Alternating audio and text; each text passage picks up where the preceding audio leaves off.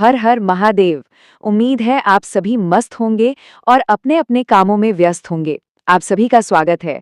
आज हम एक बहुत ही दिलचस्प और सदियों पुरानी मान्यता की तह तक जाएंगे जो ग्रहण को गर्भावस्था से जोड़ती है। तो चलिए आज हम एक ऐसी ही दिलचस्प मान्यता को समझने की कोशिश करते हैं जो आसमान में होने वाली घटनाओं को जिंदगी के सबसे नाजुक और पवित्र पड़ावों में से एक से जोड़ती है।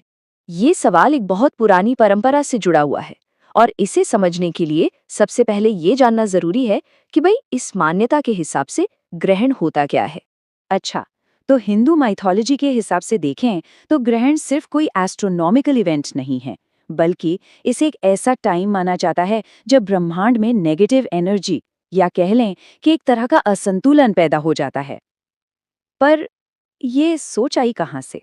इसका जवाब मिलता है पुराणों की एक बड़ी ही जबरदस्त कहानी में, जिसकी शुरुआत होती है समुद्र मंथन से। ये वो महान घटना है जब देवता और असुर दोनों ने मिलकर अमरता का अमृत पाने के लिए विशाल सागर को मथा था। और इसी उथल पुथल के बीच राहु नाम के एक असुर को एक मौका दिखा। उसने क्या किया? भेष बदलकर वो देवताओं की लाइन में जा बैठा और अमृत पी लिया। लेकिन उसकी ये चालाकी ज्यादा देर चली नहीं। सूर्यदेव और चंद्रदेव ने उसे पहचान लिया और फौरन भगवान विष्णु को बता दिया। फिर क्या था? भगवान विष्णु ने अपने सुदर्शन चक्र से राहु का सिर धड़ से अलग कर दिया। तो अब आता है कहानी में असली ट्विस्ट। क्योंकि राहु अमृत की एक घूंट पी चुका था, उसका सिर तो हो गया अमर।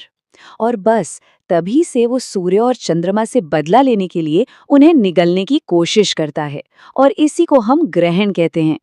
तो देखा, ये कहानी कितनी शानदार तरीके से ग्रहण की पौराणिक वजह बताती है।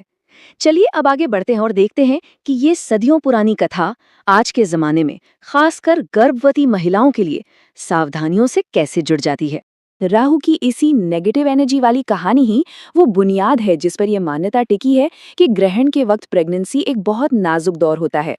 ऐसा माना जाता है कि इस समय गर्भ में जो जीवन पल रहा है वो बहुत संवेदनशील होता है, और ग्रहण की ये जो अशुभ ऊर्जा है वो उस पर बुरा असर डाल सकती है।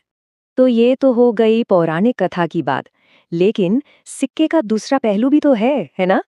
चलिए अब देखते हैं कि जब इसी मान्यता को हम विज्ञान की नज़र से देखते हैं तो हमें क्या पता चलता है। अब साइंस के नज़रिए से देखें तो इसकी एक्सप्लेनेशन काफ़ी सीधी सादी और सरल है।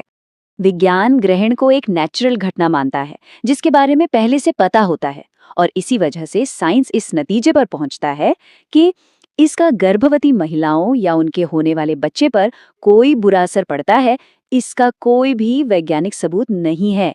जी हाँ, जीरो एविडेंस। साइंस के हिसाब से सिर्फ एक ही सावधानी है जो सबको बरतनी चाहिए, सिर्फ गर्भवती महिलाओं को ही नहीं, और वो ये कि सूर्य ग्रहण को कभी भी नंगी आंखों से नहीं देखना चाहिए, बस। तो अब सवाल ये उठता है कि अगर साइंस कहता है कि कोई खतरा नहीं है, तो फिर ये परंपराएं आज भी इतने मजबूती से हमारे समाज में क्यों मौजूद हैं? देखिए, इन रिवाजों का आज भी पालन होना ये दिखाता है कि बात सिर्फ शारीरिक खतरे की नहीं है, बल्कि कुछ और गहरी है।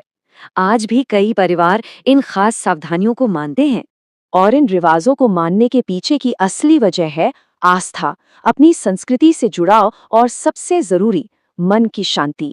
ये ना विश्वास और विज्ञान के बीच का एक बड़ा ही दिलचस्प मोड़ है। एक तरफ विज्ञान कहता है कोई खतरा नहीं, और दूसरी तरफ आस्था है जो मन को एक सुकून और सुरक्षा का एहसास देती है। तो फिर सवाल ये उठता है, ये सवाल हमें सोचने पर मजबूर करता है ना, कि हम अपने पूर्वजों से मिले ज्ञान और आज की वैज्ञानिक खोजों, इन दोनों का सम्मान करते हुए एक बैलेंस कैसे बना सकते हैं। ये सिर्फ ग्रहण की बात नहीं है, बल्कि जिंदगी के कई पहलुओं पर लागू होता है। इस विचार के साथ हम आपको छोड़े जाते हैं। इस वीडियो को देखने के लिए आपका बहुत बहुत धन्यवाद। ऐसी ही और मूल्यवान जानकारी के लिए कृपया हमारे चैनल को सब्सक्राइब करें।